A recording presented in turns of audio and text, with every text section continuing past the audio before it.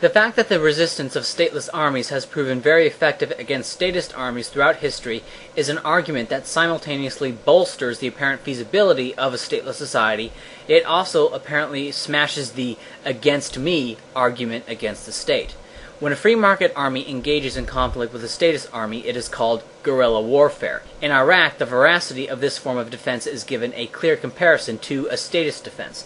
The Iraqi statist army, having an annual budget of $1.3 billion in 2002, lasted ostensibly for 41 days against the NATO statist army, though effectively only lasted about 20 days. And even that was prolonged by a sandstorm, and the outcome was never in question. The resources poured into the Iraqi statist army was not only significantly higher than the budget of the current guerrilla forces, but left the free market with less to work with once the state solution inevitably failed. Working with the table scraps of abandoned material from the Iraqi statist army, U.S. war materials, and whatever weapons can be smuggled in from Syria and other states, the free market defense has not only been far more effective, but may actually outlast the U.S. Army, which not only has a base budget of $481 billion, but which has an additional $218 billion devoted to campaigns in the War Against Terror, or TWAT.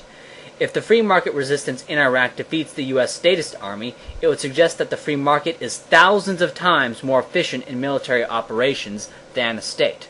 Other examples of free market guerrilla armies running circles around their pedigreed counterparts are/were seen in Afghanistan, Vietnam, Ireland, when Britain spent hundreds of years trying to conquer it, the U.S. government's colossal failure to collect the taxation on distilled spirits and carriages in 1974, they put down the Whiskey Rebellion but couldn't collect the tax nationwide, etc. The list of guerrilla wars all throughout history is long.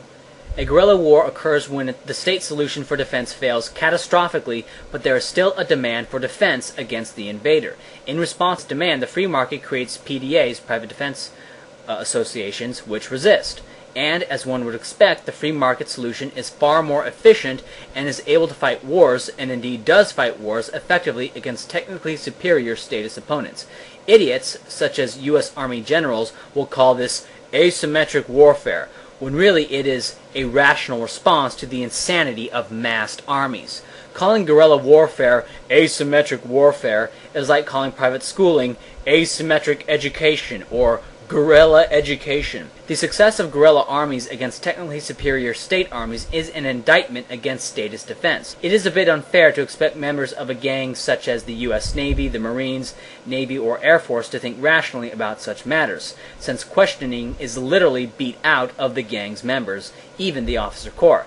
Various oaths, rituals like marchings, gang symbols, eagles, crosses, tattoos, uniform clothing, and uniform hairstyles also serve to reinforce a model of the world that is at odds with reality. Reality being that the U.S. Army, with depleted uranium tanks and satellite bombs, is getting bled dry by a bunch of fundamentalist rednecks. The irony being that this failure is caused by going against the very free market which they purport to be defending. But this creates an apparent problem for the anti-statist. If private armies are so effective, then how can states ever emerge at all? If states truly are not the product of a social contract, then how can a state ever come to be? A new state, cerebus paribus, would be like the U.S. Army trying to maintain the occupation of Iraq with the funds it extracted from the Iraqis themselves, surely an impossible task. And so the success of free market armies on the one hand demolishes the myth of states providing effective defense, while on the other they seem to demolish the argument that states are violently imposed. Because if states cannot govern people by force, as guerrilla wars suggest, then it must be by consent. Stateless Ireland and Iceland worked peacefully for a very long time because of their common law, which was understood and accepted. That is, it was part of the intersubjective consensus in Ireland and Iceland.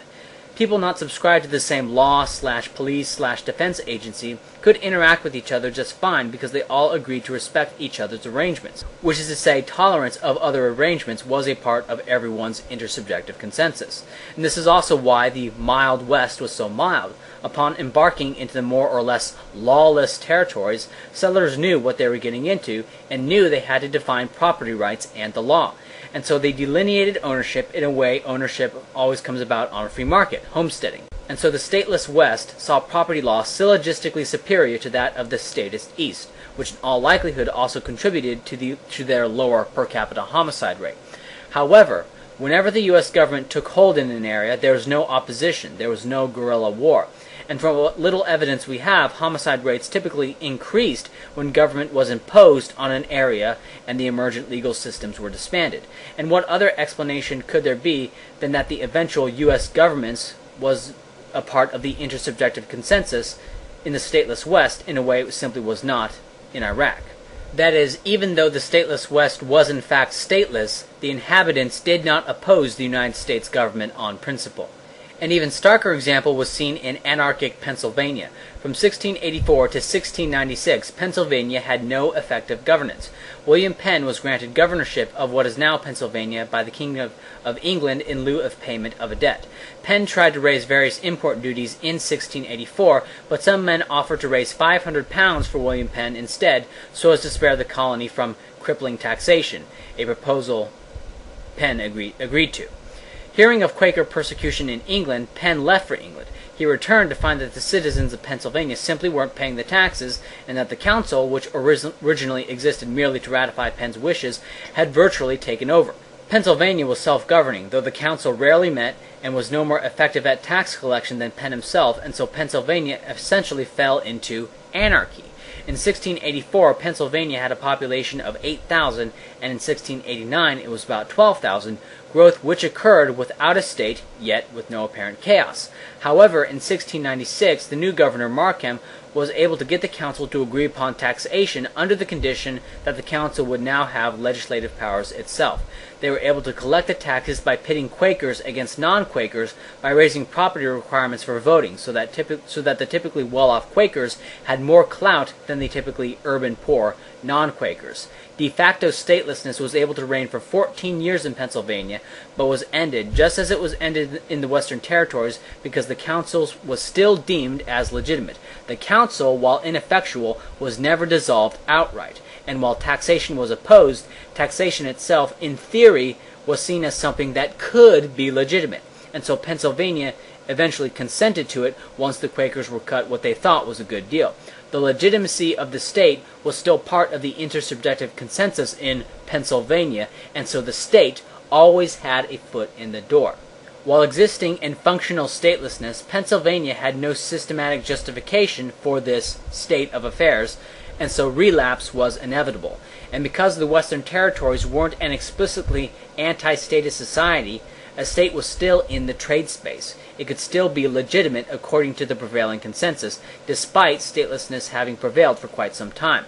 In Iraq, the Iraqi Governing Council was not part of the intersubjective consensus at first, whereas the Pennsylvania Governing Council was. The same intersubjective consensus, or whatever you want to call it, that says we own the clothes on our body or the money in our pocket is the same consensus that says the state is legitimate. That is why the U.S. government can govern the U.S. but not Iraq, except by spending more on the war in Iraq than Iraq's GDP. That said, the state itself is a catastrophe, and the justifications for taxation are the most puerile, internally inconsistent nonsense. I'm simply attempting to explain what is, not what ought to be. In order for a stateless society to be maintained, the state must be pushed out of the intersubjective consensus. That is, the realization that statism is not okay. Not only must statelessness occur, but the members of the stateless society must recognize the state as an unnecessary evil in order to prevent a relapse that can only occur with consent, and consent that can only occur if the population doesn't have a systematic anti-statist philosophy, or at least understand the horrible nature of states.